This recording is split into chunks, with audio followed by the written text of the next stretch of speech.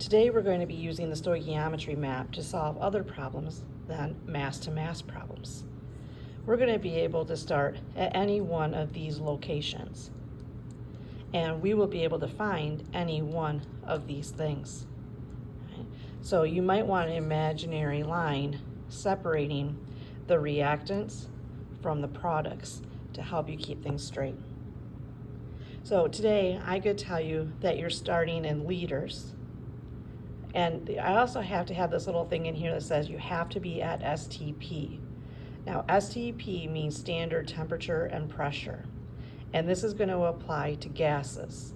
So my problem is going to have to say that I have a certain volume at STP in order to use this pathway. And I'm also going to have to, if I want to use this pathway, I'm going to have to use the question of calculate the volume of a gas at STP. That's really the only requirement that's needed to follow this map. So I could give you the volume of a gas at STP and ask you to find the moles of a different gas or a different solid. I might give you the volume of a gas at STP and ask you to find the volume of another gas at STP. Okay? Or I could say volume of a gas at STP, and let's find either the ions of a different substance. Okay? It doesn't matter. I could give you the moles of a substance and ask you to find the volume of a gas of a different substance. I could give you the formula units and ask you to find the mass of another substance. We just really have to find out where are we starting here and then figure out where are we ending over here. And then we can decide how many steps our problem is going to take, and we can go from there. So let's look at an example problem or two. All right, so here I have a balanced chemical equation. I'm going to react zinc with hydrochloric acid to produce zinc chloride and hydrogen gas. When I read question number 1, it says how many moles of hydrogen are produced from the reaction of 2.8 moles of HCl. So for my initial problems here, I'm just always bolding the key terms. My key terms are going to be any one of these units on my map. So here I have moles, and I'm going to moles. So my given is that I'm in moles, and I'm asking you to go to moles. Perfect. Once I realize what my units are, I can then determine the number of steps my problem is going to take. So since I'm starting in moles, this is where I'm at on my map, and I'm going to moles, that's where I'm going to end on my map. How many steps does it take for me to go from here to here? And you tell me that it is a one-step problem. So we always bring down what we're given, which is 2.8 moles of HCl. And I know I have one step, so I'm going to bring down my 2.8 moles of HCl. And I'm going to open up my one step, my one relationship. Since I started with moles of HCl, I have to put moles of HCl in the denominator so they can cancel. And I'm asking to go to moles of hydrogen gas, so I put moles of H2 here on top.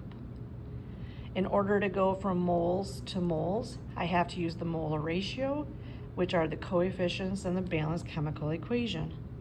So I have hydrogen gas. My coefficient in front of H2 is an understood 1, so I give it a 1. And then I have HCl. I look for HCl. My coefficient is 2, so I have a 2 here in the denominator. Now I can do the mental math or use the calculator. 2.8 divided by 2 is 1.9. So my answer here is 1.9 moles of hydrogen gas. Let's look at another example. Here I have methane gas. I have methane gas. I have it reacting with water, producing hydrogen gas and carbon dioxide. My question is, how many grams of CO2 are produced from 3.4 moles of methane? Well, this is my numerical value. So my unit that I'm starting in is moles. So I'm going to put a mole here. And my question is asking me to find the grams of CO2, a different substance. So what I have here is a mole to gram problem. Let's figure out how many steps I have. So I'm going to this side of my map. Here's the word moles, so I'm starting in moles.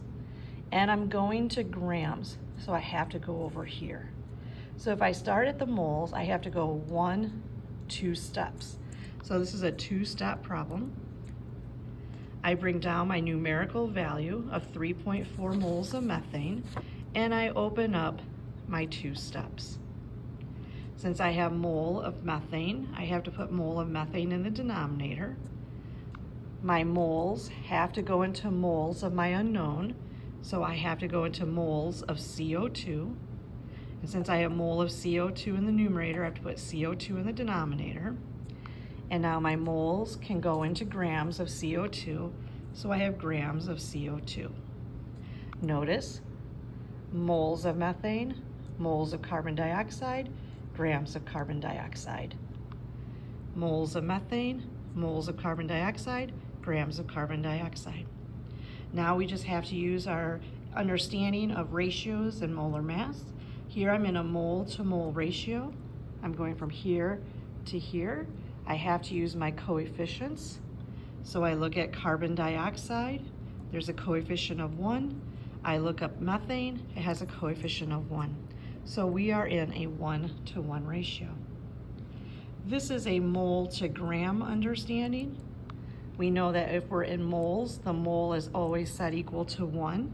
So in one mole, how many grams of CO2 do I have? I have to use the molar mass, the periodic table. So I look up carbon on the periodic table.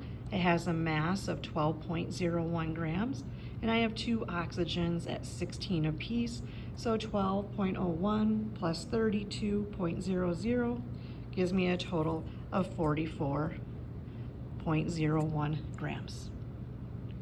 Now I can use my calculator. I can do 3.4 times 44.01. I plug that in my calculator. I only need 2 sig figs, so this is going to round to 150 grams of CO2. Let's look at example number 3.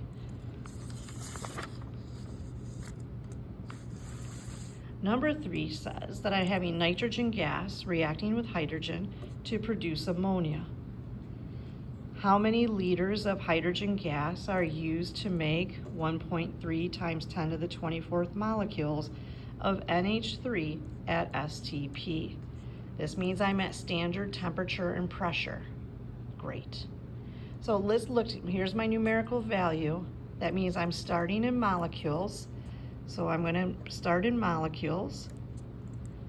And I want to know how many liters of hydrogen gas. So I'm going to liters. So I'm going from NH3 into a different substance. So let's look for my molecules. Here's molecules. And I'm going to liters of something else. So I'm starting here. I'm going to follow my pathway. My molecules have to go to moles. My moles will go to moles of my question mark. And then I'm going to go here for liters. So my pathway, starting here, boom, boom, boom. How many steps is that? 1, 2, 3 steps. So I have a 3-step problem. So I'm going to bring out the 1.3 times 10 to the 24th molecules of NH3 and then open up my 3 conversions. So I have my 1.3 times 10 to the 24th molecules of NH3. My molecules of NH3 have to go in the denominator so they can cancel. My molecules have to get converted into moles of NH3. Then my moles of NH3 can go into my moles of hydrogen gas. I'm going to go from moles of NH3 into moles of hydrogen gas. My moles of NH3 will cancel. Since I'm in moles of hydrogen gas, I have to put it in the denominator so they can cancel. And then my moles of hydrogen gas can go into liters of hydrogen gas. Let's look at our relationship. We've got a relationship between moles and molecules. We know that whenever we go from molecules into the mole, I have to set the mole equal to 1. Because in 1 mole of NH3, according to Avogadro, there's a specific number of molecules. We get to use Avogadro's number. So 1 mole of any substance, regardless of what it is always Avogadro's number, 6.022 times 10 to the 23rd. Now I'm in a mole-to-mole ratio between hydrogen and ammonia. That means I have to use my coefficients. I look up hydrogen, the coefficient for hydrogen is 3. I look up ammonia, NH3, my coefficient is 2. Now I'm in moles of hydrogen going to liters. So we know that whenever we're going to any of these pieces, the mole is always going to be set equal to 1. Now, this is the new part. We haven't learned about this yet. We're going to learn more about it later. But in 1 mole, there's 22.4 liters of gas at STP. So because hydrogen is a gas, we can say there's 22.4 liters of hydrogen in 1 mole. So with my calculator, take my number, divide it by Avogadro, times it by 3, divide it by 2, and then multiply it by 22.4. I only need 2 significant digits, and my answer here is going to become 73 liters of hydrogen gas. Let's look at another example. This one says how many liters of oxygen are produced if 346 grams of KClO3 decomposes at STP. So this time I'm starting in grams and I am going to the liters of oxygen. I have a gram to liter problem. So I'm going to start in grams, I'm going to go to moles, and then liters. So I'm going to go 1, 2, 3 steps. So I bring down my 346 grams of KClO3, set up my 3 steps. My grams of KClO3 will go into my moles of KClO3. My grams will cancel out. My mole of KClO3 will go into my moles of oxygen gas. So I'm going into moles of oxygen gas. The KClO3 will cancel out. My moles of oxygen gas will now go into liters of oxygen gas. And this can only happen if I'm at STP, and my problem says I'm at STP. My moles of oxygen will cancel out.